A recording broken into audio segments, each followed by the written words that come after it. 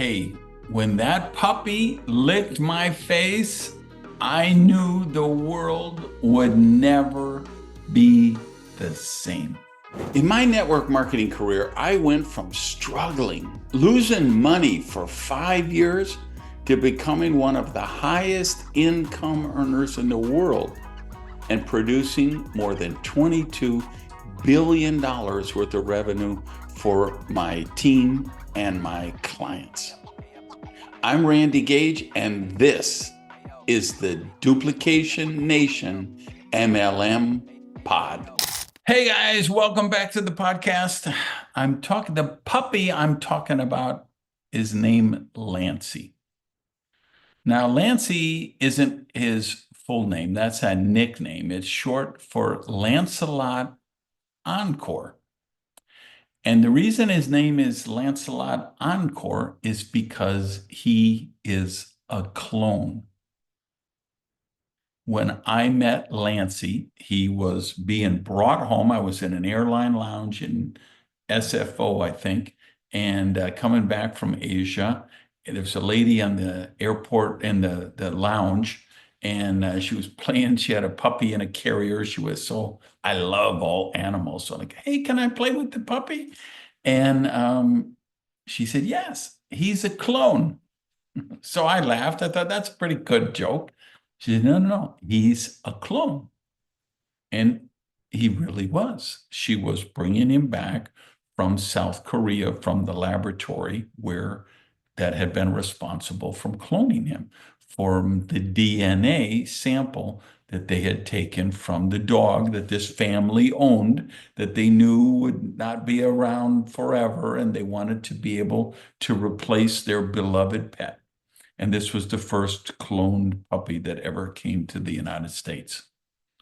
And he was just adorable, like any playful puppy you would pick up at go and adopt at the shelter. And when he licked my face, everything changed, because it took cloning from this abstract concept. Like I'd heard they'd cloned a camel in Dubai, supposedly, but that was like petri dish test tube beaker stuff. But when you got the puppy in your hand and he licks your face, your whole world changes. And I'm telling you, that set me on a journey to write a book, to investigate some things, to go down rabbit holes, and took me all the way to this moment in time, to a very special training I did for my own team.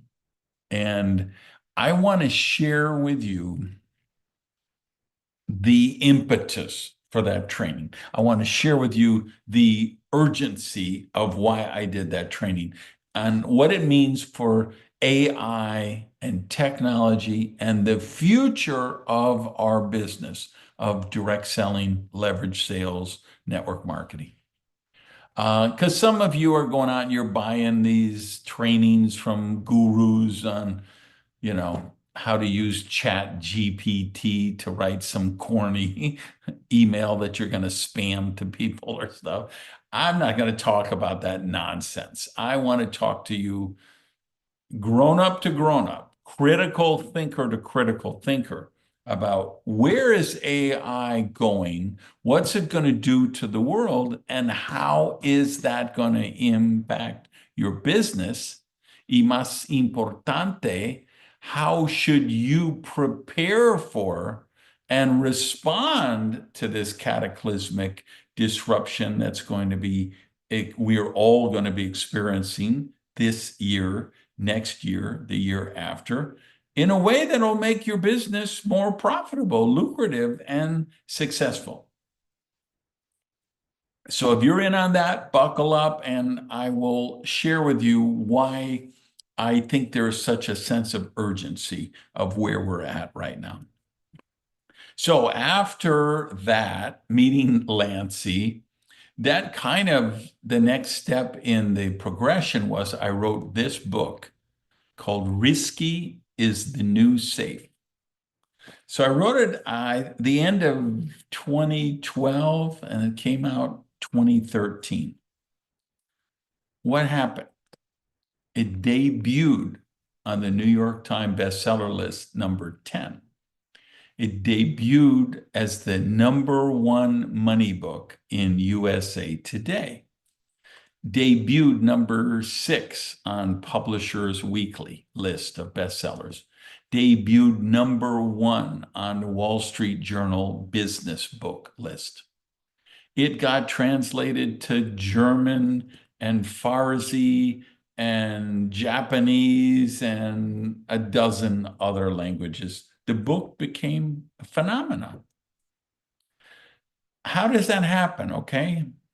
I'm a single child. I'm sorry, I'm a middle child of a single mother who raised 3 kids by herself, who was expelled from high school, who doesn't have a college degree, from Madison, Wisconsin, who is in network marketing. Okay, people like me don't write books that disrupt the ecos of the, I don't know what, but I did. That book did. Why is it? And the answer is because people said I was crazy. Because my whole premise of the book is that everything has changed. And because of technology, because of the way things are developing, risky is now the new safe. And if you play it safe, that's the riskiest thing you could do. And so I talked about technology, and why the book became such a phenomenon is because I was everywhere. I was on TV, radio, podcasts, magazines, newspapers. I was on, in Forbes magazine and Inc. magazine and Investors Business Daily. And all these interviews wanted to interview me because they thought I was nuts. I was talking about these crazy things that were never going to take place. And I thought it was fascinating because I just felt like they always asked the wrong question.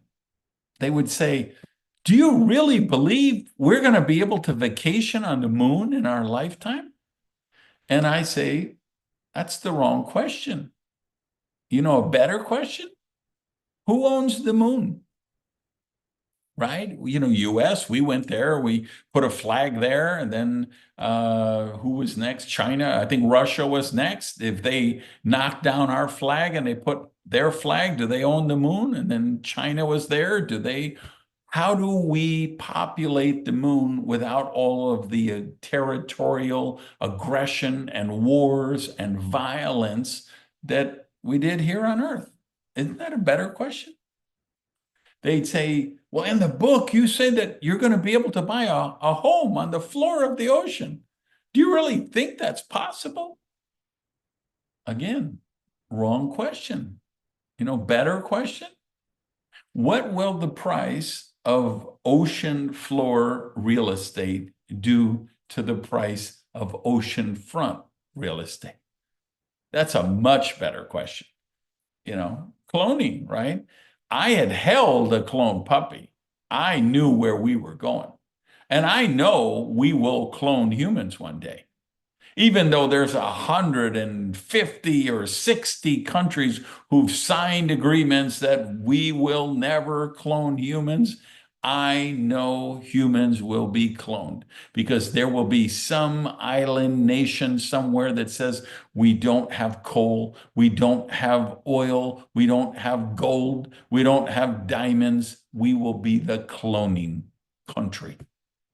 And the better question is, if the crazy lunatic who runs North Korea had the opportunity to buy 100,000 or 200,000 or 1 million cloned soldiers, do you think he might take it? So why do I tell you all that? Because I believe if you ask the wrong question, the answer is irrelevant. And sometimes when you ask the wrong question, the answer is actually harmful, detrimental, or even dangerous to you. So again, I look at all these gurus selling their courses on how to do chat GPT to make corny email pitches. And I say, come on, let's get serious. Let's use our brains a little bit, okay? Um, Here's the thing. So this was 2013. If you read the book today, knowing what happened in 2012, you say, Gage is a genius. How did he predict? He basically called Bitcoin, Brexit, ride share, autonomous cars. You'd either say that, or you'd say, well, what's the big deal? Of course, we have Uber, we have Lyft, we have Bitcoin, we have uh, 20 other cryptos. We have what's the big deal? Well, the big deal was in 2012, they thought I was crazy. That's why they got all those interviews. They all wanted to interview the lunatic who was predicting those things and that we'd be able to vacation on the moon and the stuff that I talked about in the book. And it wasn't because I invented cryptocurrency, Uber, Lyft, all that stuff was here. But there was a very famous VC guy who once said, the future is already here. It just hasn't been evenly distributed yet.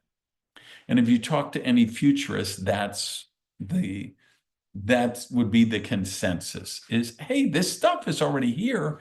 It's just not evenly distributed yet. And artificial intelligence is already here. It's just not evenly distributed yet. So I tell you all this because I want you to know I'm really good at looking around corners. Because that's what we do if we want to predict the future. It isn't that we have a crystal ball. It isn't because I call up Miss Cleo on the psychic hotline and get her in the astral plane and get her prediction of the future. We just look for what's going on and then say, if we looked around the corner, where is that going to take us? So allow me to share my crystal ball for 2025, 2026, and 2027, and why I think that's important to you right here, right now, as a person in the network marketing profession, and why I think it's important that you play this podcast for every single person on your team. And then when you finish it, you get together and you have a group discussion about the podcast. You have a group discussion with the leadership team about, okay, what are we going to do to get in front of this trend? So, what's my crystal ball, 25, 26? First of all, I'm going to start with the United States. Now, why am I starting with the United States? Well, because there's an old joke that says, when the U.S. sneezes, the world catches a cold. Not because we think we're so great, even though we think we're so great.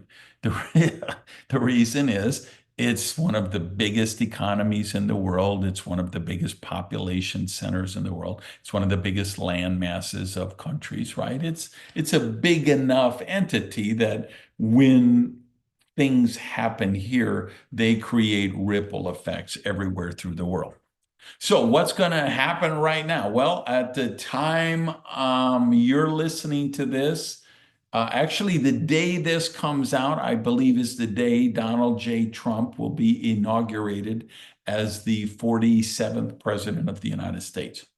And don't get me about Kamala versus Trump. I'm not getting into any of that bullshit. I'm talking about just facts. Here's what's happening. DJT is going to become president the day that you're listening or watching this. I think he's going to do the biggest deregulation project in American history. Because we've been on basically 2.5 centuries of adding rules, regulations, proposals, laws, and regulation. And now you have a bunch of very wealthy entrepreneurial people who are running the game and they don't want regulation.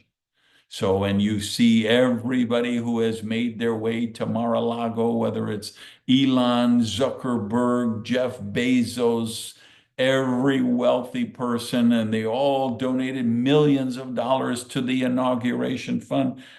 It's protection money, right? They know these are going to be the people in charge. This is going to impact my business. I need to be part of this discussion. I need a seat at the table. Well, right now they have a seat at the table. So you have Elon Musk and Vivek Ramaswamy in charge of the Department of Government Efficiency, or DOGE. What are they going to do? They're going to go after and slash all the regulations they possibly can. Now, again, just going to my crystal ball, do I think that they're all going to live happily ever after? No. I think there's going to be a big divorce between Elon and Vivek and President Trump. These are three very large egos, three very publicity-seeking entities, three people who like to get the credit for things and don't like to get the blame for things when they go south. And I don't think they're going to coexist and live happily ever after. I think there will be a very messy divorce, right? But before that happens, I believe there will be a great deal of deregulation, more time than any time in America. And I think you'll see it paralleled. You see what's going on down in Argentina, and you see even in El Salvador, and you look at the free market economies here, Canada, France, England, look at the disruption, same kind of things. These old school political parties are getting thrown out for populist reformers. And they all have a similar thing of less regulation, leaner government, more liberty. And this is going to mean thousands and thousands of jobs are going to get disrupted. When you slash government here in the United States, government is the most bloated, bureaucratic, inefficient entity known to humankind. Okay, so when those guys start slashing that stuff, there'll be tens of thousands of government workers who won't have jobs. And that will result in hundreds of thousands of spin-off jobs that are going to get disrupted. Understand that the amount of money the government spends on healthcare, the amount of money the government spends on defense, the amount of money government spends on infrastructure, and throw in 25 other things. When you cut that back, millions of people are going to lose billions, perhaps trillions of dollars. What's going to happen short term? I think the stock market's going to go up. I think we will see the first trillionaires in the next 2 to 3 years. The first humans, individual humans, who are worth at least $1 trillion. And then what do I think where does it go from here is we have the cognate. If you look at human history, say, what were the seminal transcendental moments in human history, right? We could 4 or 5, cognitive revolution, 80,000 years BC, communication, language is developed, and communication happens. That was the cognitive revolution. We had the agriculture revolution, probably 10,000, 8,000 BC, maybe, where people said, hey, we don't have to just keep being nomads, going ever looking for more coconuts. We can actually farm and grow our own crops, be self-sufficient. That was a revolution in human history. We had the Industrial Revolution with the advent of machines and technology, and humankind was never the same after.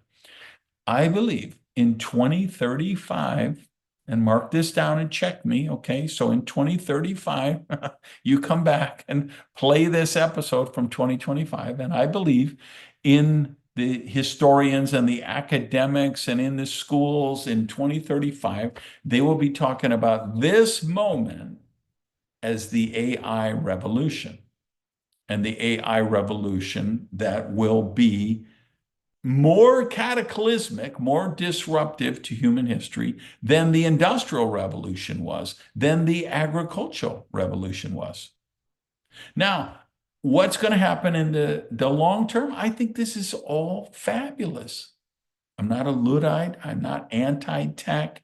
I'm not, I'm a little hesitant, like where AI goes, when does it actually create singularity and think on its own? And we have the all I know is I have a $7,000 toilet that I bought that has a built-in seat warmer and dryer and bidet, and it plays music. And sometimes I'm sitting here working in my office, and all of a sudden it starts playing music. So I don't know if maybe we've already reached the singularity, and my toilet just decided, hey, I want to hear a little Beethoven today. So maybe we're already there yet. So I'm a little hesitant about that. But I think AI is magnificent, and it's gonna impact every single thing, right? If you get on Meta, there's AI to help you. Now, if you're on X, there's AI to help you. If you're on a WordPerfect blog, there's AI. If you anything you do, right, it's all being impacted. And whether it's Waymo, autonomous cars, AI tutors, robotics, just tens of millions of jobs are going to be disrupted in the short term. So this is the news flash. This is the thing you've got to think about and you've got to plan for. Is I believe, just for whatever it's worth, right? Everything I'm telling you is just my opinion. I'm not afraid to be a thought leader. I'm not afraid to make predictions. I'm not afraid to go out on a limb. This is why people follow my work, right? And I have a really good track record, right? I win a lot more than I lose. I predict AI is going to be magnificent for humanity. It's going to be a really positive net gain long term. And I believe it's going to be cataclysmic disruption in the short term. And I think 2025, 26, 27, tens of millions of jobs are going to be disrupted. And it's not just going to be the Uber drivers who get replaced with self-driving taxis. It's not just going to be the warehouse workers who are replaced with robots. It's going to be six-figure income people, and in some cases, seven-figure income people. And it'll sort itself out. But if you're used to making $600,000 a year, and it takes 2.5 years for the marketplace to come up with a suitable replacement for you as a way to earn your living, getting a job at the drive-through window at Kentucky Fried Chicken is going to be really not an attractive alternative to your $600,000 or $800,000 income. And of course, the KFC drive-up window, that's going to be replaced by AI already anyway, right? How many can you go into a Dunkin' Donuts or a McDonald's and there's a kiosk and you place your order, and there are hamburger shops where robots cook your hamburger, everything. There's not even a human being that works there. All that is coming, and AI is going to just accelerate that to crazy time. So what do we know? Well, we know history doesn't always repeat, but we know history rhymes. And what do we know? Then 2000, when there was a dot-com meltdown, and we know when the mortgage meltdown happened, when the 2008, the Great Recession, we know that when the economy gets disrupted, our business does amazing. When unemployment goes up, our business does amazing. When the stock market crashes, our business does amazing. When there's uncertainty about the economic forecast, our business does amazing. So what I'm telling you is that the train is leaving the station. And we are in a magic window of 1 to 3 years where fortunes will be created because people get this and they act on this and they recognize, wow, tens of millions of jobs are going to be disrupted. And I have what they will want. I have the perfect side gig opportunity. I have the perfect side gig that someone who's driving Uber or packing boxes in a warehouse will appreciate and enjoy. I have a side gig that somebody who is a college professor or a college president or a vice president of marketing for a food company, I have a side gig they would appreciate. And for those brilliant visionary entrepreneurs who see the big picture, I have a side gig that they will love. Last time I saw a window of opportunity like this, I made more than $10 million in bonus checks. Because I'm really good at, again, seeing around the corner. And in our business, how do we see around the corner? We just say, hey, how do I pick the right company at the right time? That's why I've had the success. They call me the $22 billion man because I've produced more than $22 billion worth of revenue for my clients and my team and my coaching program people. 22 billion. Now, why did I do that? Not because I called the psychic hotline. I just say, hey, what's coming around the corner? What are the trends that we want to get in front of, and what's the best timing to do it? And what I'm telling you is that timing is now. You got to stop playing around. You got to wake up and you got to go after your dreams right here, right now in this business with passion, intensity, and urgency. All right, go out, have an amazing week, and I'll see you on the next episode. Peace. Hey, do me a favor before you go. Please rate this podcast and then share it with people you know who could benefit from the business building advice here. And then if you're watching on YouTube or if you're on one of the other platforms that allow comments, please get down below, give us a shout out to the community in the comments section. Thanks.